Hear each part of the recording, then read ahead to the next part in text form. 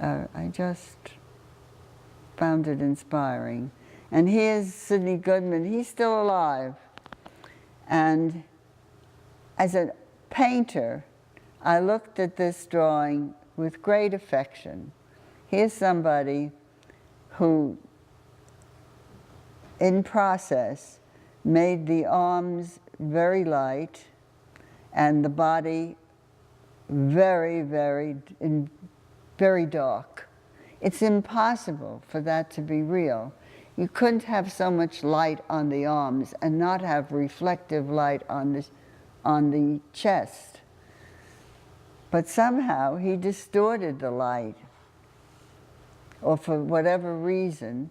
I think he didn't like what he did, and then he stepped back and said, "Ooh, it works," and left it. That's a very common experience with painters, that you do something and it's not pleasing, and you go in and you mush around, and suddenly it's working, and it's not what you intended, but you keep it because it's working. And this is contour drawing, where you only draw the contour of shapes. And this is by Henri Matisse. I would say it probably took him 30 seconds to do this. He was getting ready to do a portrait of his biographer, Aragon, and they spent a lot of time together. It took Aragon 17 years to write that double biography, but it took them through a long, enduring friendship. And just to show you, these are 9 of 50-odd sketches, and perhaps 100, but there are 50 that were in a book. I didn't wish to bore you with all of them. But I wanted to show you how Matisse stuck to his conviction that portraiture is not about likeness. Doing a photographic copy of a subject is not what makes great portraiture. I chose one of them to give you an idea of how an artist sees. And in this case, we are the artists, and our source is Matisse. We're looking at his piece. Artists work from other artists' work. Their artists work from subject matter, models. Artists work from photographs. So if you want to understand how an artist sees, you first look at how an artist separates the subject matter from the negative shape. How they divide their canvas. And then you look at the relationship of 3 things at once. Perhaps in this case, perhaps it is the shoulder and the nose and the ear, or the back of the head. Let us say you do this line first, and then you do a dot here, just to indicate where you want to follow through, and then the relationship to the nose to this, and then the relationship of the nose to the top of the head and the ear. In other words, you're looking at 3 places at once. You might be doing dots because you're formulating your composition, and then you go in with a single line and you forget your discomfort or lack of confidence, and you go for a strong line, just like the lines you did at the first exercise, the experiential scribbling exercise we did. And what we are going to distribute is this drawing with the exact size of the format below it, and I'm going to ask you to do it upside down, looking at 3 places at once. But the only advice I can give you, because I found I had this happen 2 or 3 times in my class, is someone drew in the blank space a right side up version, And I thought they must have dyslexia. How did they turn that around in their head? So if you want to start with the top of the head, and it's at the bottom of the format, start at the bottom of the format, of the blank format. In other words, wherever you start will determine whether your picture is upside down. And think that you are drawing abstract lines, and take lines that are not frightened. I'm going to give you 4 minutes.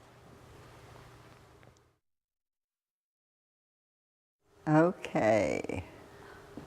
Now, remember I said that Matisse said that likeness is not the issue, something else is, and that's, of course, the attributes of art. May I just take this? What I suggest you do is forget about your source. Your source was Matisse. And just fold the page in half. May I do that for you? Then turn it right side up. Have you ever drawn before? Yeah. You have? Because she's got the negative space. Right? When you go to a gallery and they're showing, or a museum and they have portraits, they don't have the model standing next to the portrait so you could check out how accurate the artist is, because that's not the point of portraiture. The point of portraiture is to come up with something that works from an artistic point of view. May I show you? Thank you.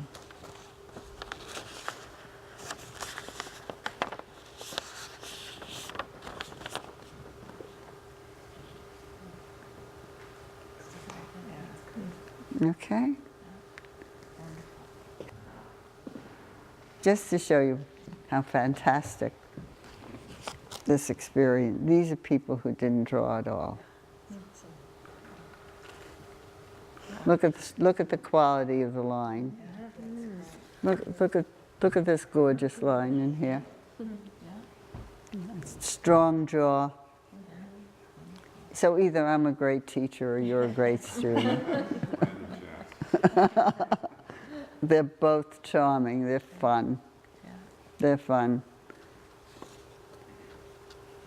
Just this little section in here is like the calligraphy that we looked at. But can you imagine if you drew for a week what you would accomplish? That's one thing about this work. You keep growing. When I used to run studio classes, I found myself saying, without composition, you have nothing. Without it holding together, what do you have? Something that's scrambled. And so I found this sketch from a pad by Michelangelo, one of Michelangelo's sketch pads. And he obviously is learning. He's using drawing to prepare for a painting, probably for the Sistine Chapel.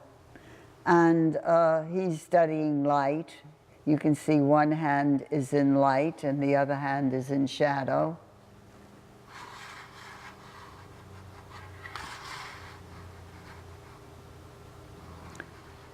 Then he's studying the thumb. He probably got to a part of the hand that he felt he didn't have, and he studies another digit. And then he does the whole hand. Then he does a larger face. He's studying the anatomy. But if you notice, even when he is doing this for his own purpose, for learning, if you look at the page, it is composed beautifully. He instinctively has various sizes. He has smearing for the light, but he also brings some of the shadow smears into this section and into the background here, so that the piece just is unified. And this is not for sale. This is for just learning. And then other artists use drawing for planning paintings. And here we see an artist who is working in some kind of circular movement of a piece, and he's just scribbling. But those scribbles mean something to him, and of course the lines are exciting. I sometimes wonder if Rembrandt had bearings on his wrist, because of the way he swings that pen around. But this is by Rembrandt in preparation for one of his paintings. This is, again, a plan. Look at how he's saying, I'm going to have this work together. I'm going to pull this together. This is Picasso planning Guernica, I'm sure, because this reminds me of the bulb, the bare bulb.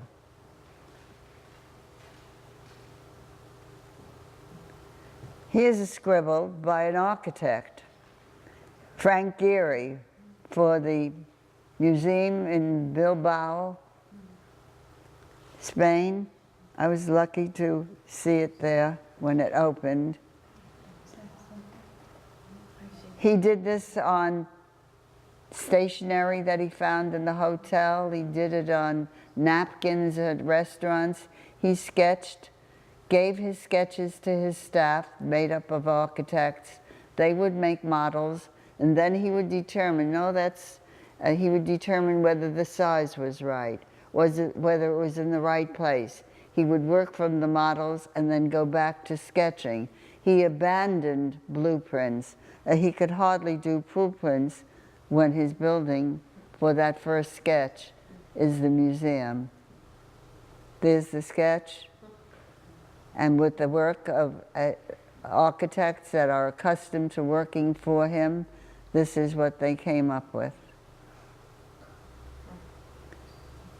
I've talked a lot about lines, but here's a drawing without one line. All dots. Pointillism by George Seurat. He makes a very simple composition. He has the figure, and then he has this negative space and this negative space, shape. Negative shape, and then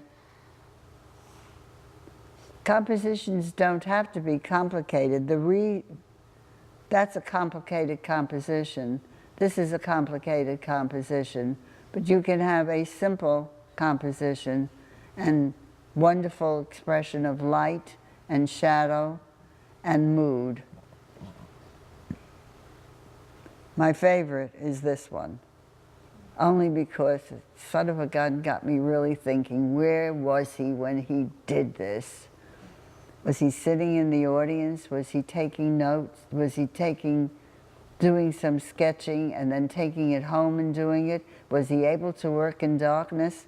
Look at the details. He's got the light of the stage, the stage lights here. He's got some reflected light on the back of the seats. He's got decorations up here that are part of the stage set. It's complicated drawing, looking at many things. And all he's using are dots, charcoal dots.